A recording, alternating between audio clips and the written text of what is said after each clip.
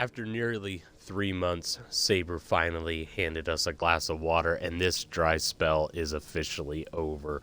We finally got update 12, and we're going to go through it today because honestly, I think it's a phenomenal update. There are a few shortcomings. We'll talk about all of it, but we're just going to go through and do a brief overview, and we're going to start things off with, of course, the big thing that was added this update, and that is going to be the new class, the Techmarine.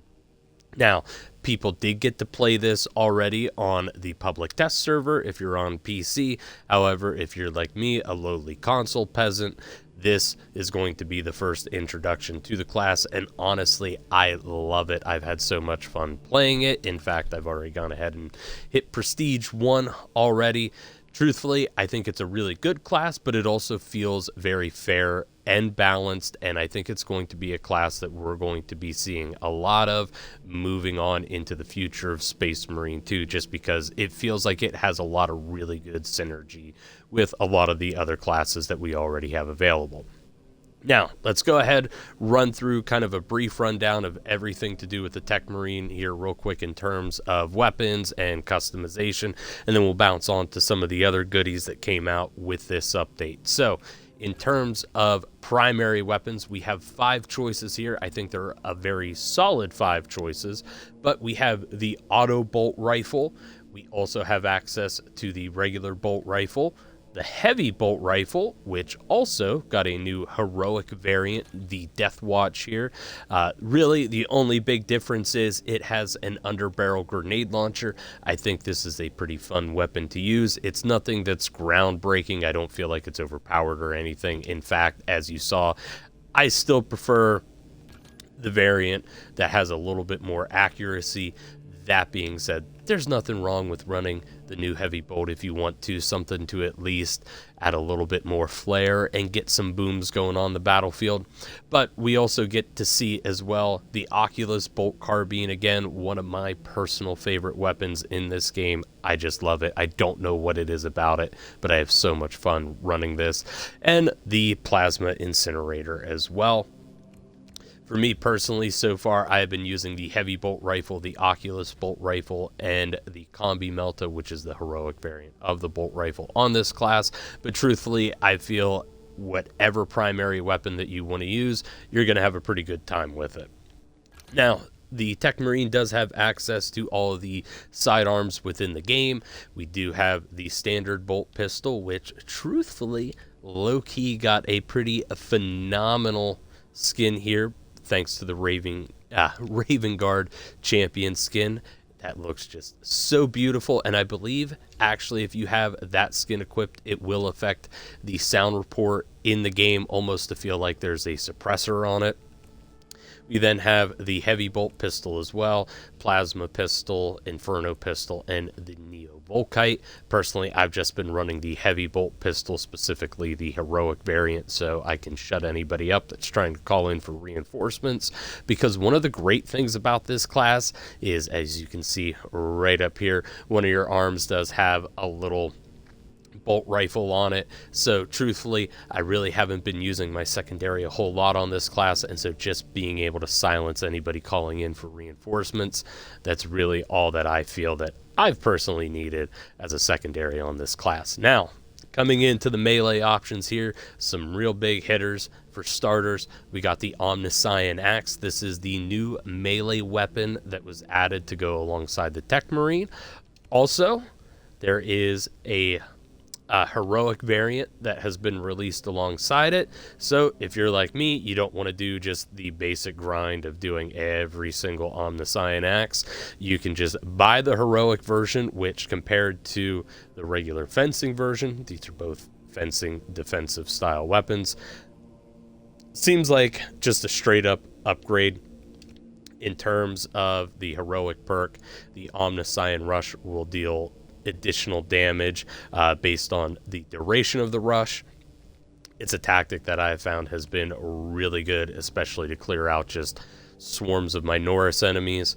But pretty fun weapon. It does fall right in the middle, so it's good with just single targets and also groups, but it's not necessarily designed to do one over the other. It's that nice middle range, just kind of like the chainsword. But for whatever reason, if you don't want to give the Omnissiah axe a try, we also do have access to the power axe on here, the power sword, and the combat knife as well. Speaking of the combat knife here, this also got its second heroic variant, that being the Argent Edge. Honestly, pretty beautiful looking knife. It is a defensive, or a fencing defensive style for the combat knife. Its heroic effect here is the reposit window is shorter, but each reposit deals damage. That is essentially meaning that anytime that you go to get a perfect parry, the window for it is going to be shorter, but as long as you make that, it is going to deal a little bit of damage. I haven't run this just yet because I feel like this particular Omnissiah axe just goes so well with the Techmarine that I haven't had really any urge to run anything else just yet. Also, I'm trying to grind this out. That way I can be done with it and play with my friends again, because let's be honest, everybody and their brother is going to be wanting to run the Techmarine, so the only way I've got to do that is by playing solo, just because I don't want to withhold any of my friends the experience from getting to play the new class. We've all been patiently waiting for it, so just been grinding it out solo here. Now, along with the Techmarine, we did also, like I mentioned earlier, get a new Raven Guard champion. This is for the assault. Truthfully, it looks absolutely stunning. I love the look of it. It looks so good.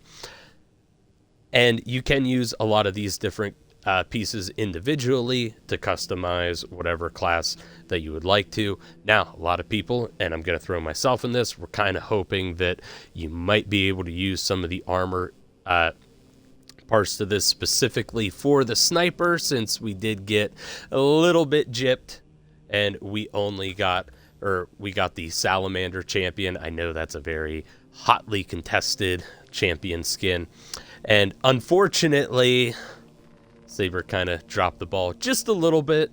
The only parts that you're going to be able to use is going to be the Raven Guard champion helmet, the right pauldron, which admittedly does look really good, but I was happy to see them bring over the little cape here, so you can add this to the sniper as well.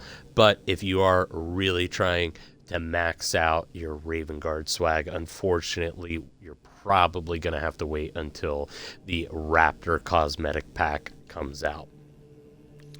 Now, aside from the Raven Guard champion, we did also get one other cosmetic pack, and that is the Carcharodons, which truthfully looks really good. You'll be getting 2 pauldron pieces with it, a chest plate, and then also 2 helmets. Now, I'll go ahead and show you what both of them look like here real quick. They look exactly the same. One, though, is going to have like a little, some shark iconography on it, while the other one will just be more clean. It also does feature some blood as well. So if you're really trying to get that red tide look going, phenomenal set for it. Unfortunately, again, for me personally, I was hoping to do a Carcharodon Vanguard build. You can do that, however, you will not have access to the chest piece, only the 2 pauldrons and the helmets. So just something to be aware of is that this is going to be, or at least the breastplate here, is going to be locked to certain classes. Now, one of the other things that you may have also noticed here, let me go ahead and pull it back up real quick, is there are now additional heads that are in the game thanks to the voice pack that was added. So the voice pack, it is a standalone DLC item. It is $4.99 USD. I'm not sure what the conversions are going to be to countries outside of the US, but roughly around $5 is what I would say. So we did get the Blood Angel head, we also got the Space Wolf head, and also the Black Templar. Along with that also came voice lines that are specific to each particular head. However, you don't have to run the head to get the voice lines. You can run whatever helmet you want. You will just simply select the voice lines from another screen. That being said, you can also equip the heads from all the other classes onto the classes that they are not natively to. So let's say I run a Cordis's head on the tactical. You can now do that. It is purchased with accolades in the refinement and redemption.